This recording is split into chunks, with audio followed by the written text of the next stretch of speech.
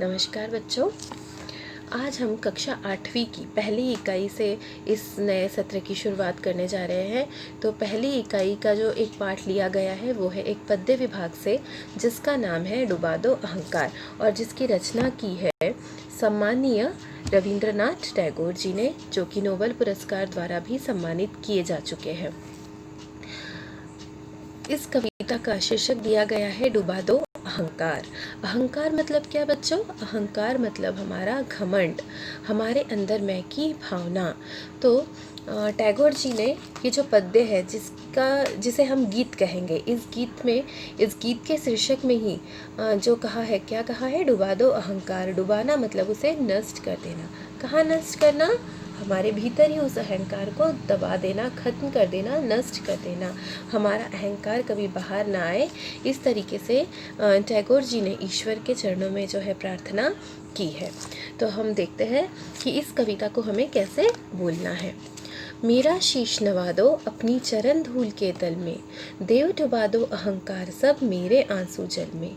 अपने को गौरव देने हित अपमानित करता अपने को, घेर स्वयं को घूम घूम कर मरता हूँ पल पल में।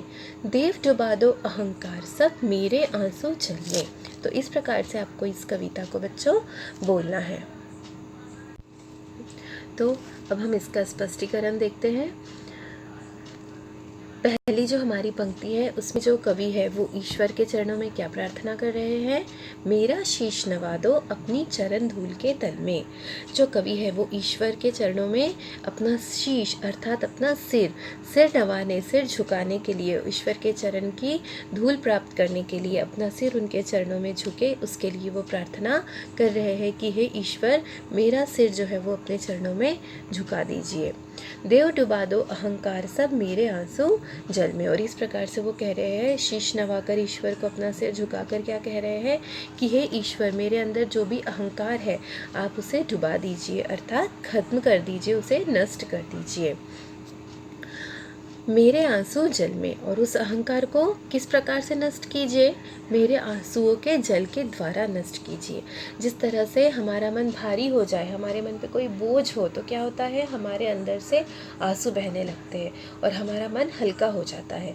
तो उसी प्रकार से कवि यहाँ कह रहे हैं कि जब मेरे अंदर जब कभी ये अहंकार, घमंड या मैं की भावना आए, तो हे ईश्वर, आप उसे भी मेरे आंसुओं के माध्यम से, उन आंसुओं के द्वारा आप उसे डुबा दीजिए, आप उसे खत्म कर दीजिए, मेरे अहंकार को। तो इस प्रकार से अपने आंसुओं के द्वारा अपने अहंकार को नष्ट करने की बात कवि यहाँ पर कह रहे हैं।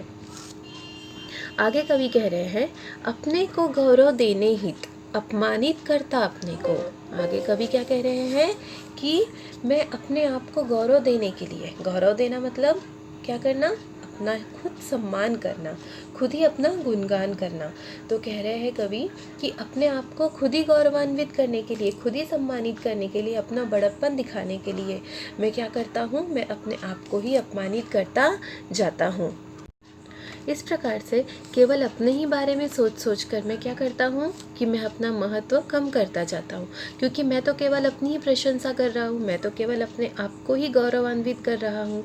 तो इस समय में क्या हो जाता है कि हम दूसरों के बारे में सोचना छोड़ देते हैं, और जब हम दूसरों के बारे में सोचना छोड़ देते हैं, तब उस समय में क्या हो जाता है कि हम खुद को ही अपमानित करने लग जाते हैं। तो इस प्रकार से कवि कह रहे हैं कि अपने को गौरव देने ही अपमानित करता अपने को, घेर स्वयं को घूम घूम कर मरता हूँ पल पल में।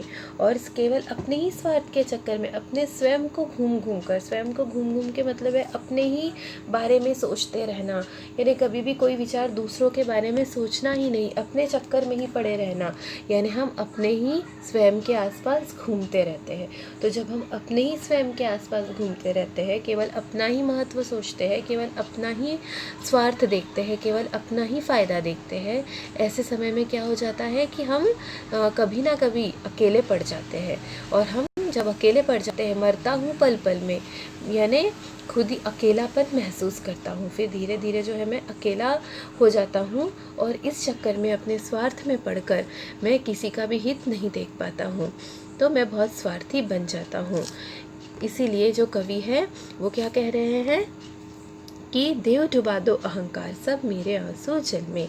तो इस प्रकार के अहंकार से बचने के लिए ही जो हमारे माननीय कवि महोदय जी हैं, टैगोर साहब जी, ये क्या कह रहे हैं कि हे ईश्वर, हे देव, हे प्रभु, आप मेरे इस अहंकार को मेरे आंसुओं के जल द्वारा नष्ट कर दीजिए, खत्म कर दीजिए।